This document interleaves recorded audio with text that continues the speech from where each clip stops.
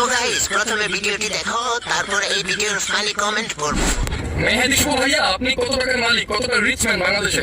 ভাইয়া এই মেহেদি শুভ ভাইয়া কত টাকার মালিক এটা দেখতে হলে যে বুঝতে হবে যে লাইলা পর্যন্ত ব্যক্তি আমার পাশে চুপ করে বসে আছে, এটাই তো আমার লেভেল।